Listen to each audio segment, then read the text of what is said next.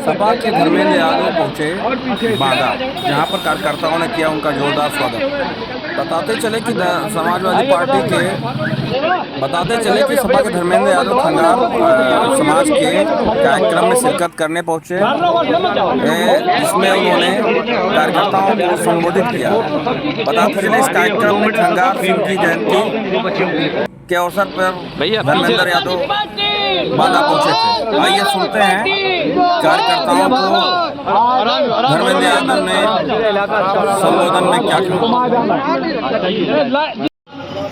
माननीय श्री अखिलेश यादव जी के आशीर्वाद से, माननीय श्री धर्मेंद्र यादव जी के आशीर्वाद से, चित्रकूट की जनता के आशीर्वाद से, जिन्होंने प्रणेता डॉक्टर राम मनोहर लोहिया और एक किसान परिवार में जन्म लेकर जिन्होंने एक लंबा राजनीतिक सामाजिक संघर्ष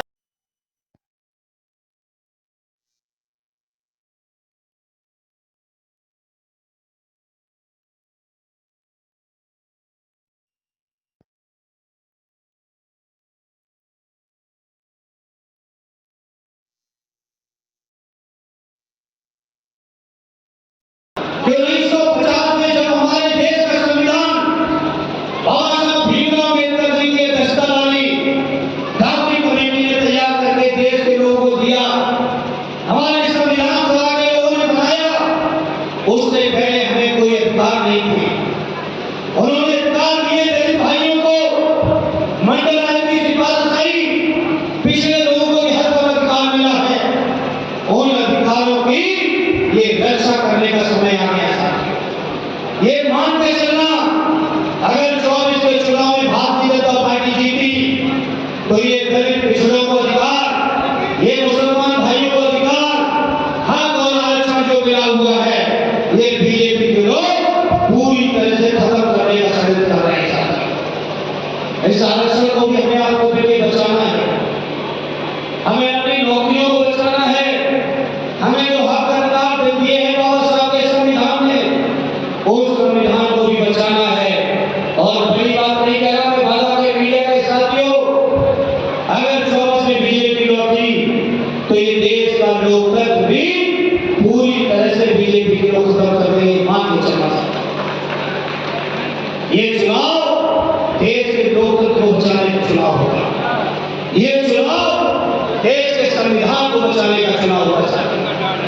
इसलिए इस मौके पर आपसे कहूंगा, जहां समाजवादी लोग अखिलेश जी के नेतृत्व में लगातार भारतीय जनता पार्टी के खिलाफ संघर्ष के रास्ते पर हैं, वहीं मुझे यकीन है जो हमारा इंडिया का गठबंधन बना है, ये इंडिया गठबंधन अलग अलग प्रांतों में भारतीय जनता पार्टी को हरा के दिल्ली की कुर्सी पर पहुंचने का काम करेगा।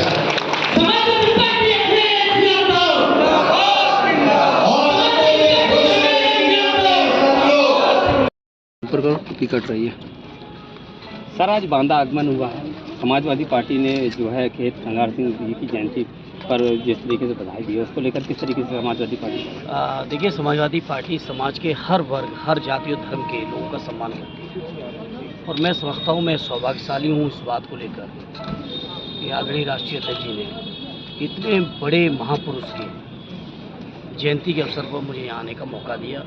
और यहाँ की अपनी पार्टी की यूनिट को और खंगार समाज को मैं धन्यवाद देता हूँ कि उन्होंने मौका दिया इतने ऐतिहासिक पुरुष की जयंती में शामिल हुए। सर, समाजवादी पार्टी के स्वामी प्रसाद मौर्य जो है लगातार हिंदू धर्म पर विवादित बयान दे रहे हैं, जिसको लेकर भारतीय जनता पार्टी और उत्तर प्रदेश सरकार कह रही कि लगातार जो है केंद्र की सरकार भी कह रही कि समाजवादी पार्टी के बयान है ये।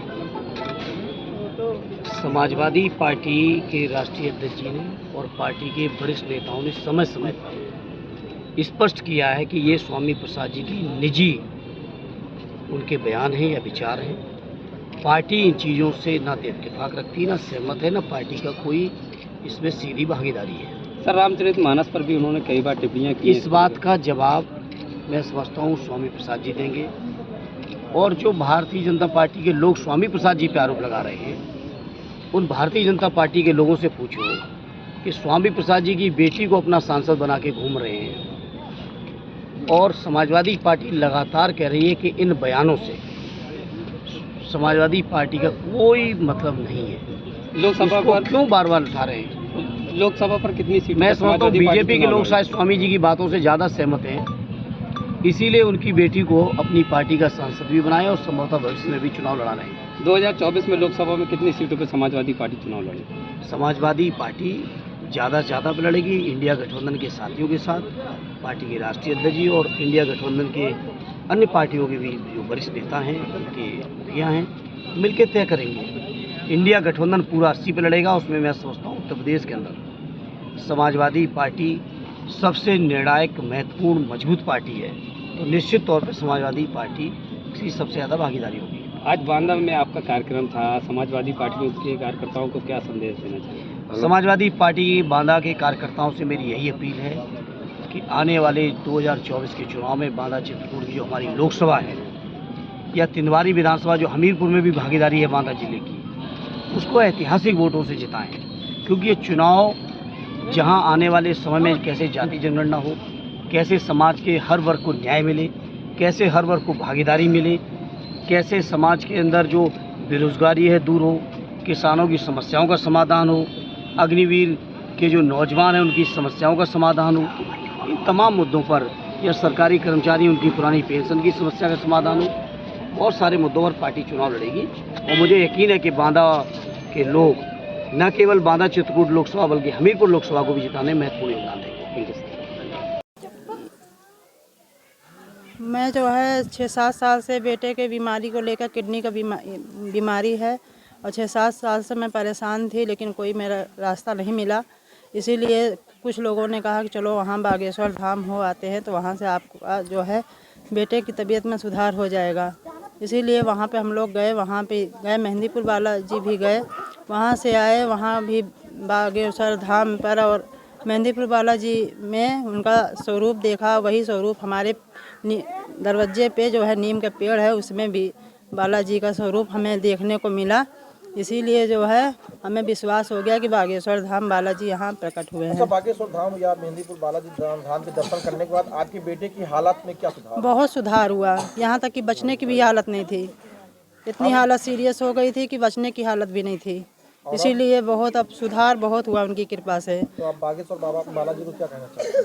हम उनका बहुत मतलब उनका दर्शन तो हुआ ही हमें, लेकिन धीरेन्द्र बाबा शास्त्री का भी मैं चाहती हूँ कि जो है यहाँ पर आएँ और अपना आशीर्वाद, अपनी कृपा सब पर बनाए रखें। और अपना भैया क्या नाम है आपका? मेरा नाम बिरजन कुमार श्रीवास्तव है। श्रीवास्तव जी, आप बागेश्वर धाम गए थे और उसके बाद से आपके घर पे लोगों की आस्था है कि नीम के पेड़ में भगवान जी ने दर्शन दिए हैं, क्या? मैं बागेश्वर धाम धीरेन्द्र शास्त्री महाराज के मार्गदर्शन के लिए गए थे, तो बालाजी के दर्शन तो हो गए थे, गुरु महाराज से मेरा दर्शन नहीं हुआ था। लेकिन मेरी इच्छा यही थी कि बालाजी हमारे बच्चे की तबीयत ठीक कर दीजिए, मैं हो सकता है कि आपका ऊंचा धाम बनवाएंगे। सब लोगों को मार्गदर्शन से मैं डेली हनुमान जी की 1 घंटे पूजा करता था, और जब से मैं वहाँ से जुड़ गया हूँ, मेहंदीपुर बालाजी गया, और तब से जो है कुछ ना कुछ मेरे साथ चमत्कार होता जा रहा है। अभी एक दिन मेरे बच्चे की किडनी की पाइप निकल गई थी, उसके बाद वहाँ 6,000 रुपये मेरा खर्चा होता है। 6,000 की जगह मेरा 600 रुपये नहीं खर्चा हुआ, घर पे ही मेरे बच्चे की वो किडनी की पाइप लग गई थी। और उसके बाद बालाजी हमारे दरवाजे पे ही वो प्रकट हो गए साक्षात, और इतने लोगों की भीड़ शुक्रवार से लेके आज की डेट तक चलती गई, लमसम कुछ नहीं तो 2,500 से 3,000 लोगों की भीड़ बनती चली जा रही, और बहुत दूर दूर तक के लोग आ रहे हैं उनके दर्शन के लिए। और दर्शन और इतनी इनकी फ़ोटो ले जा रहे हैं कि बम्बई, अहमदाबाद, सुल्तानपुर, लखनऊ, जगदीशपुर, पता नहीं कहाँ कहाँ के लोगों ने बालाजी के दर्शन किए हैं। और मेन भूमिका हमारे धीरेन्द्र शास्त्री महाराज गुरु जी की कृपा से सारे काम बनते जा रहे हैं। में भगवान जी का दर्शन कब हुआ और आपको कैसे पता चला कि यहाँ पर? हमारे यहाँ ये भगवान जी का दर्शन मान के चलिए कि 2 हफ्ते पहले हुआ था, तो हम थोड़ा संकोच करते थे। उसके बाद मैंने अपने पंडित जी को जो है व्हाट्सएप पे फ़ोटो भेजा, तो उन्होंने कहा भैया ये तो बालाजी जो है आपके यहाँ प्रकट हो गए हैं और इनके दर्शन करिए और इनकी सेवा पूजा करिए। तो मैंने अपने पंडित जी से कहा पंडित जी आप ही पूजा करवाना शुरू कर दीजिए। तो हमने 3 पौवा प्रसाद मंगवाया था, और भीड़ इतनी थी कि हमने सोचा कि हो सकता है कि कम पड़ जाएगा, लेकिन बालाजी की कृपा से उसी 3 पाव प्रसाद में सारे लोगों को प्रसाद मिलता चला गया, कम नहीं हुआ। जय बालाजी। अब अभी आपके यहाँ कितने लोग लगभग पर डे दर्शन कर रहे हैं इस बार? हमारे यहाँ तो पर डे हम आपको क्या बताएं, इतनी भीड़ आ रही है, लमसम 1,800 से कम की भीड़ नहीं आ रही है। और दूर दराज के लोग आ रहे हैं, जिन लोगों को हमने कभी सोचा नहीं था वो लोग आ रहे हैं बालाजी के दर्शन करने के लिए।